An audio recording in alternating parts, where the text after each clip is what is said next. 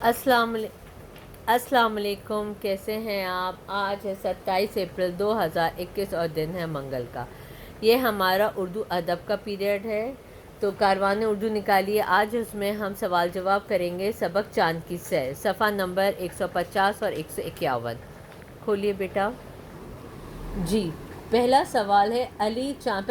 سب سے پہلے آج کی تاریخ لکھیں گے 27 اپریل 2021 اور کلاس وقت لکھیں گے۔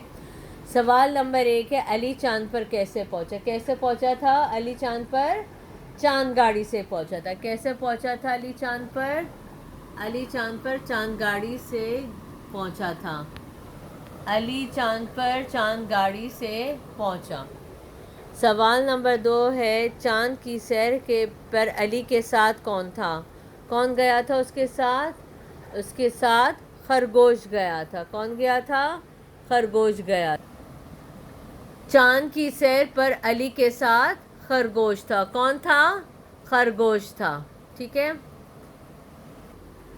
علی نے چاند پر کیا دیکھا؟ علی نے چاند پر کیا دیکھا تھا؟ علی نے چاند پر کیا کیا دیکھا؟ سوال نمبر 3 تھا ہمارا، اس کا جواب ہے علی نے چاند پر مٹی، پہاڑ، غار اور اندھیرا دیکھا۔ یہ سب دیکھا تھا علی نے۔ ٹھیک ہے۔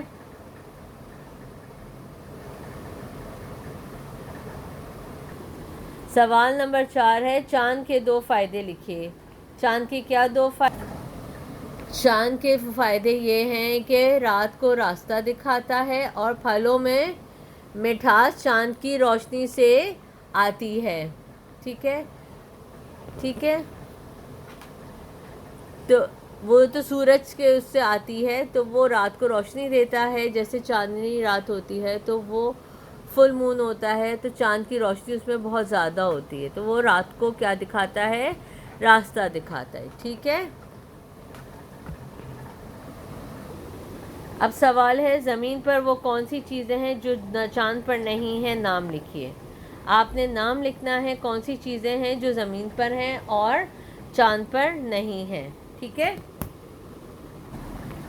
تو کیا وہ چیزیں ہیں؟ ہوا، پانی، روشنی، پرندے، باغ، انسان۔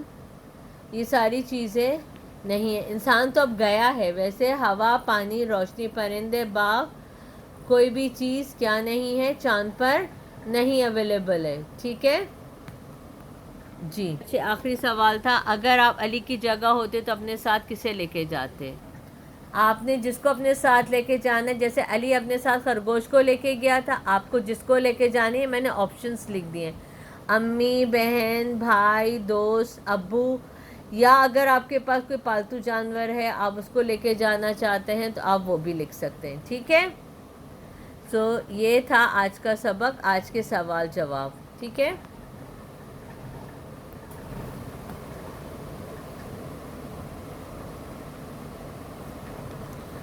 آج کے لیے اتنا ہی، انشاءاللہ اگلی کلاس میں ملاقات کریں گے۔ اللہ حافظ۔